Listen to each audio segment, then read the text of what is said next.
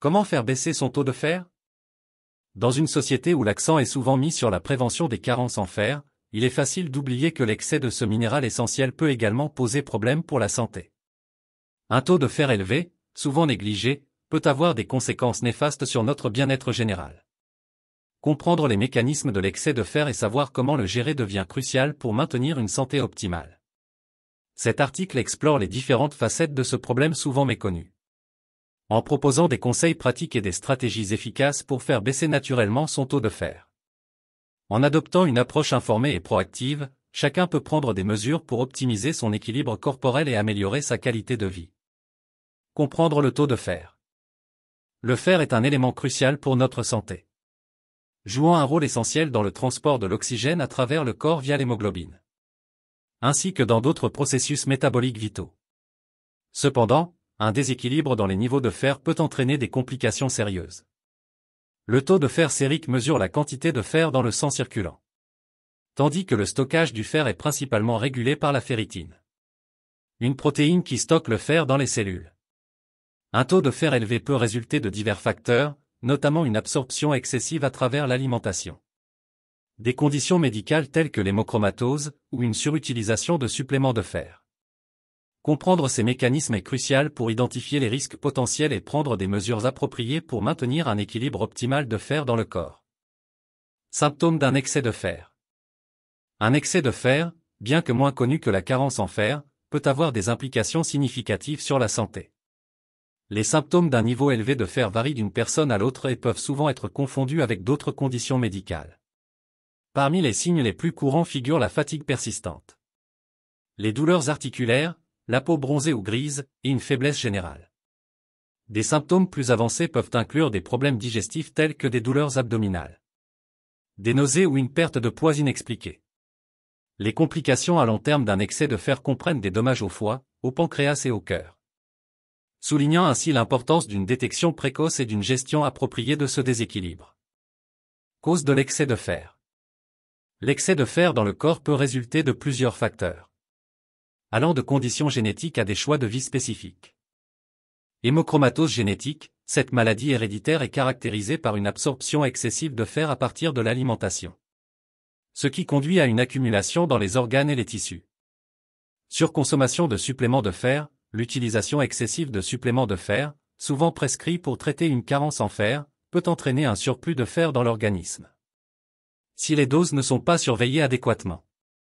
Transfusion sanguine fréquente. Les patients nécessitant des transfusions régulières peuvent accumuler du fer provenant du sang transfusé, car le corps ne peut pas éliminer l'excès de fer de manière efficace.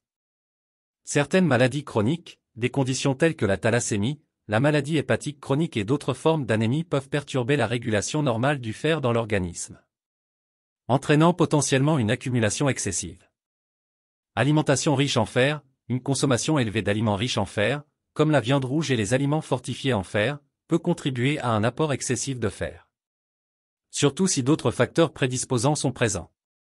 Diagnostic et test.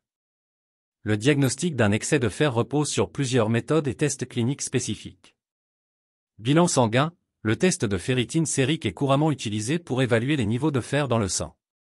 Des niveaux élevés de ferritine peuvent indiquer une surcharge en fer. Transférine sérique et coefficient de saturation de la transférine, CTS. Ces tests mesurent la capacité du sang à transporter le fer. Un CTS élevé peut signaler une saturation excessive en fer. Biopsie du foie. Dans certains cas, une biopsie du foie peut être réalisée pour évaluer la quantité de fer accumulée dans cet organe vital. Test génétique. Pour les personnes présentant des antécédents familiaux d'hémochromatose ou d'autres conditions génétiques liées à l'excès de fer, des tests génétiques peuvent être recommandés pour détecter les mutations génétiques associées. Évaluation des symptômes, le médecin peut également baser le diagnostic sur les symptômes observés chez le patient, en complément des tests de laboratoire. Stratégie pour réduire son taux de fer. Réduire un taux de fer élevé nécessite généralement une approche multidimensionnelle, combinant ajustements alimentaires et éventuellement d'autres interventions médicales.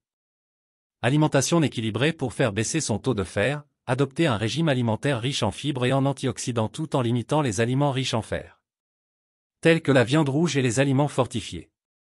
Privilégier les légumes verts, les fruits frais, et les grains entiers peut aider à réduire l'absorption de fer. Éviter les suppléments de fer pour faire baisser son taux de fer, réduire ou arrêter la prise de suppléments de fer. À moins que cela ne soit spécifiquement recommandé par un professionnel de santé pour traiter une carence. Saignée thérapeutique, phlébotomie, pour les cas d'hémochromatose ou d'excès de fer sévère, des saignées régulières peuvent être prescrites pour réduire les niveaux de fer dans le sang. Gestion des maladies sous-jacentes, traiter toute condition médicale chronique qui contribue à l'excès de fer. Comme l'hémochromatose ou d'autres troubles génétiques. Surveillance régulière, effectuer des suivis réguliers avec un professionnel de santé pour évaluer les progrès et ajuster le plan de traitement aux besoins. En conclusion, maintenir un taux de fer équilibré est essentiel pour préserver une santé optimale. Trop souvent négligé, un excès de fer peut avoir des répercussions significatives sur notre bien-être général. Allant de la fatigue persistante à des complications organiques graves. Pour des recommandations personnalisées et un suivi approprié, nous encourageons vivement à consulter un professionnel de santé qualifié. En agissant de manière préventive et informée, nous pouvons non seulement prévenir les complications liées à un excès de fer, mais aussi promouvoir un bien-être durable à long terme.